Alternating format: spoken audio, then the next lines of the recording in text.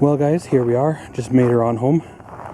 Of course you guys can't see much, but just walking up the old driveway here, I'll give you guys a bit of a view of the fish tank. Of course, right here is the big black stand, which, I think is pretty sweet.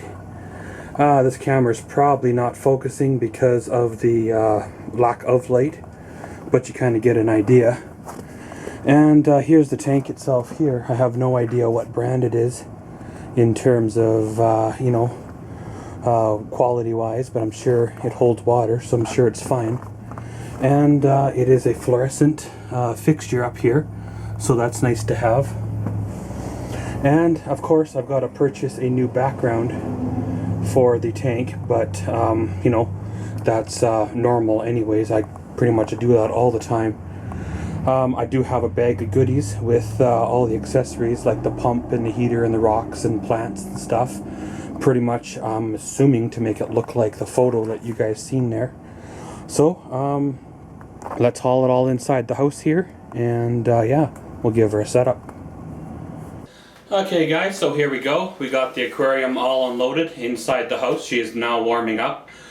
I have a bit of a phobia about putting water into something that's already cold. Normally I do not move aquariums or even buy aquariums in this type of weather when it's like -40 like this, because I'm afraid of them freezing and cracking on the way, across town. However, if you've done enough of a job of drying them out and they are dry when you get them, there should be no reason why they'd freeze, but it's kind of just the way I am. I don't like adding cold water to something that's already freezing cold because there'll be temperature difference. So, well, of course that's warming up. Let's go through our goodies and we'll see what we got. Because, well, this thing here, when I got it, was all tore down, completely dry, completely ready to go when I went to go pick it up, which is perfect, which is what I kind of wanted. However, it would have been nice to have seen it run and made sure there wasn't any leaks and made sure the pump actually did work. But that's the kind of risk you take when you're buying something used off of the internets. So of course, first of all guys, we have ourselves one of those wonderful, ready to use reusable shopping bags. Sunflower pattern, right? First bag, it feels like this is like the pump or something. We'll set that one aside. Have ourselves a nice, wonderful, whatever that is, 4x3 fish net. And looks like there's siphon in here and some fish food and some other goodies. And looks like we have ourselves some red rock, which, will be neat for some extra color in there. According to the picture, the rock in the aquarium looked a little pinkish, so we'll have to see how that goes. If it is pink, then we may end up switching it out.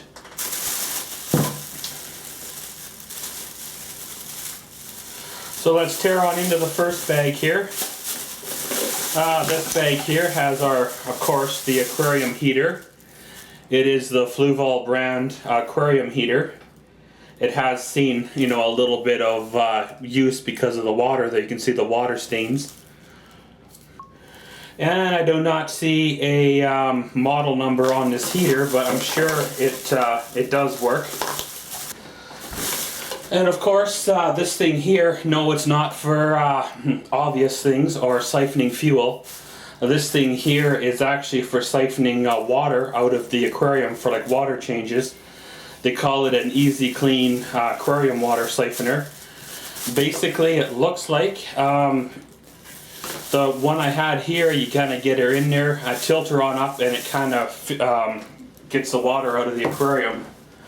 It's great, it works excellent, and it's great for, it's a great tool to have. It saves you having to pail water out of there or even suck it out of a hose. That second piece coming up is an air pod. This is what you'd use for like a bubble wall or, one of those scuba men with bubbles or a treasure chest. This one here, this looks like the bubble wall filter type of dealie right here, the other end of it.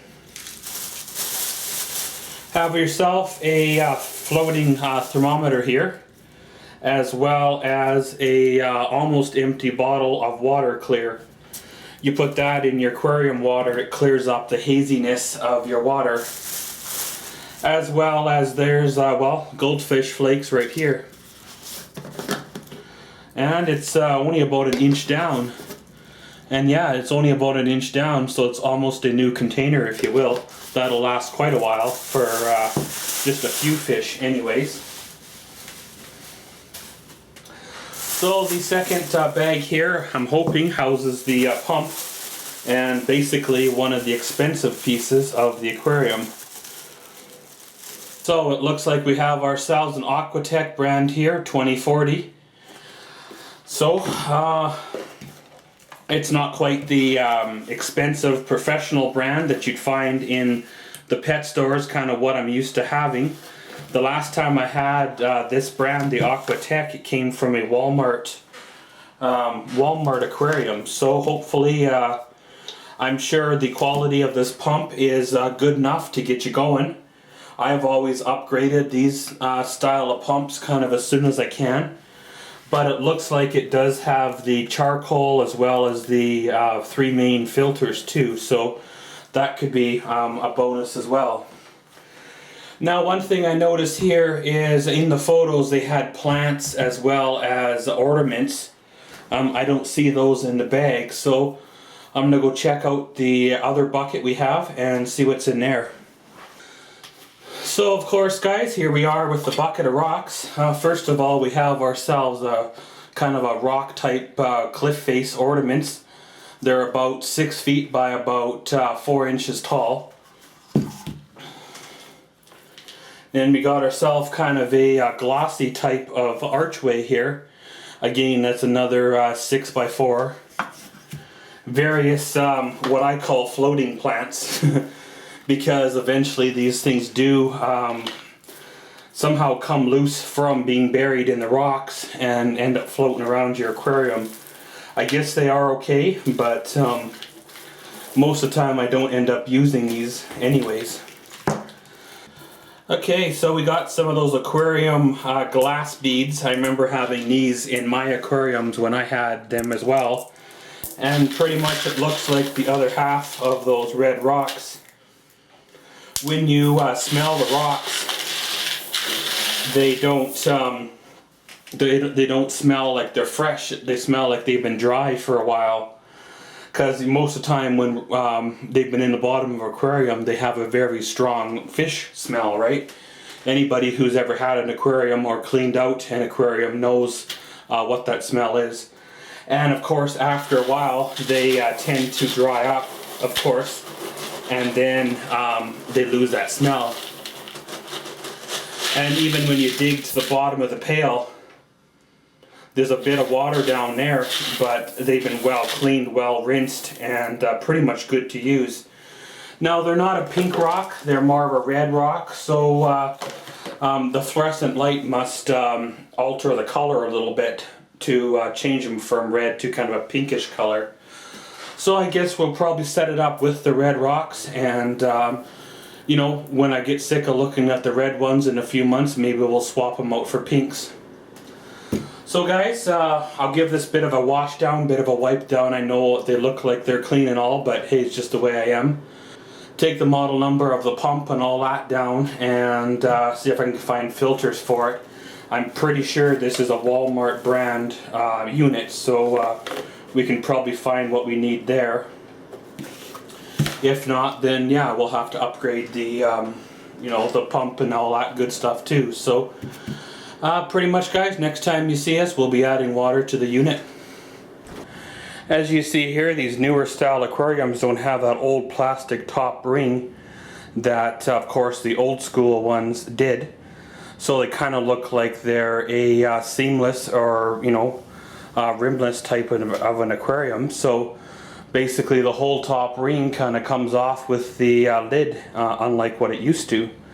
So when choosing your spot for the aquarium to set, you want to make sure she is in kind of a central location in your room or whatever location, so everybody can enjoy it regardless of where they're sitting. As well, you want to make sure she is close to a plug-in, a receptacle, because while you're going to need it for the pump, the heater, and the light to plug on into, but at the same time you don't want to put it in front of it because you need access to it, or possibly access to it later on while you're doing other things in the room. So of course, set her on up, make sure the base is level, not wobbly or teetery, because well, you don't need a big aquarium on a unstable base. One thing I do notice here, not sure if the camera's going to pick it up, but there is a water line about 3 inches down. Must have been where they kept it all the time, where she'd like to evaporate. Now if you weren't going to use this aquarium right away, you could scrub that out, but you don't want to get anything in this tank that's might contaminate the water you're about to put in it. So of course we'll give the tank a little bit of a wipe down, getting out whatever might be in there out of there, and then we'll start adding our rocks. So pretty much I'll throw you on the old fast forward mode. You'll see us drop the rocks in there, as well as add the plants and the ornaments, and then we'll start adding our water.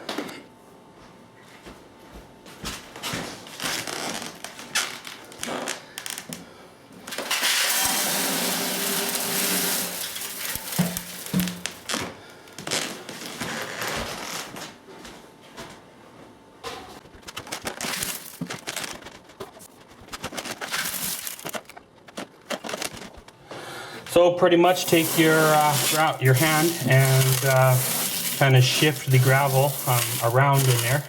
You want yourself an even type of level coating, if you will, all over the bottom of the tank.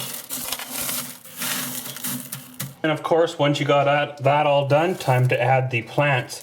Now with my experience with these type of plants, they usually end up floating and ended up annoying me.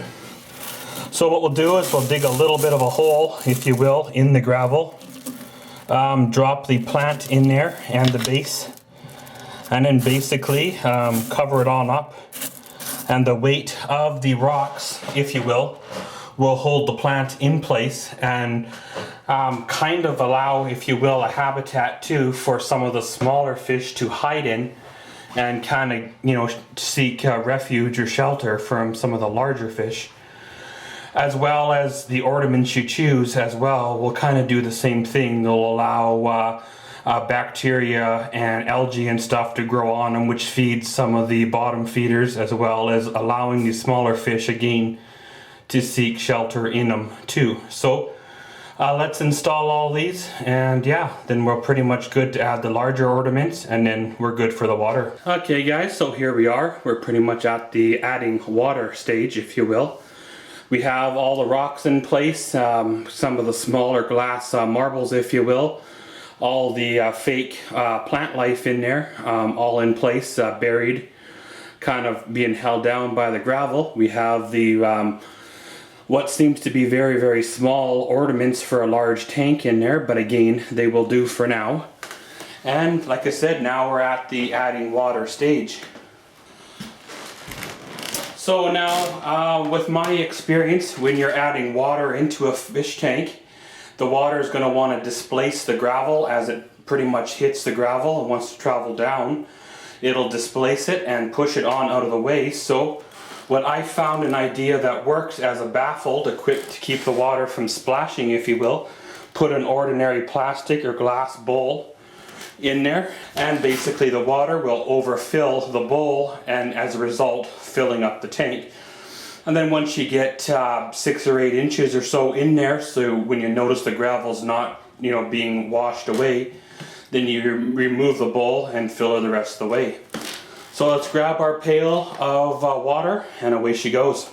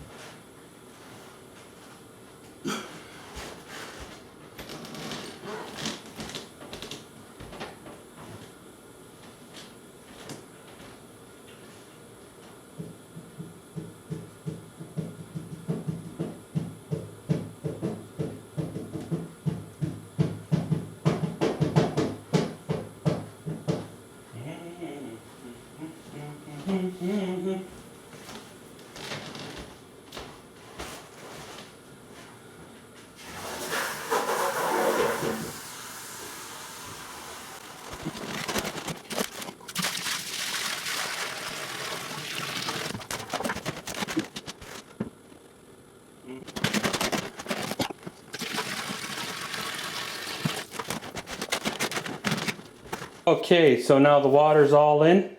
Pretty much it's time to put power to the unit. Well, I've installed the fluorescent top or the light fixture itself, as well as the top for the tank. I installed the filter. Now, like a lot of people, when they go to sell something, they take all the good stuff out of it, like the good filter, and some of the ornaments that I noticed from the photo are missing as well. It used to have a better filter in here, a narrower filter, and somebody, probably a friend or so, exchanged it for the one they have, as well as the heater itself too is not original to this tank. It was exchanged for another one as well. So all in all, it's okay. It'll still work. The motor does fire on the pump on the filter, so I guess that is a good thing. It'll do for a little while. Again, I was probably going to upgrade this filter anyway, because I always do on every tank I have. I put a larger filter in it than what's needed. So of course, now comes the time, like I said there, to fire it on up. As you see there, she's still dry. Right now there is no filter per se in it. The pump will just be circulating the water for now. So what I do is I put the water into the pump to prime it. So as you see there, there's water now in it. Now before I like to plug it on in, I'll fill my cup up a second time. So if the pump is struggling, like you know, pumping air, which you do not want, we'll fill it up a second time. Okay, so as you see there, the pump is now pumping. It'll be circulating, of course, around all the water in there. And if there was a filter in the pump, it would be filtering a lot of that cloudiness type of deal out of there. But being just straight for now until I can pick one up, a lot of this stuff in here will kind of just settle where it wants to settle. I'd recommend probably waiting at least 3 or 4 days, maybe even a week before putting fish in here. One, it'll be able to tell if the tank has any leaks. Two, it'll allow the good bacteria, if you will, to build up into the tank and kind of make a more healthier, if you will, environment for the fish. And of course, three, if there is a problem, then you'd rather it pop up now when the tank is empty than, well, it's got fish in it. Then what do you do with your fish you just bought, right? Of course, in the meantime, you can add the clear water stuff. You can add any type of chlorine out or whatever you want to add. There are stuff even to put in here to boost the ecosystem, if you will, of the tank. Basically, it's bacteria, and it kind of jump starts the tank and gets it going. So guys, it's pretty much been, you know, if you will, the bringing home and the setting up of the fish tank. Watch out for part 2 of this video, where basically we're going to go fish shopping, pick up the fish, and then put her on into the tank, and we'll see how they like their new environment. So as always, thanks for watching Maxwell's World. Comment, subscribe, and enjoy.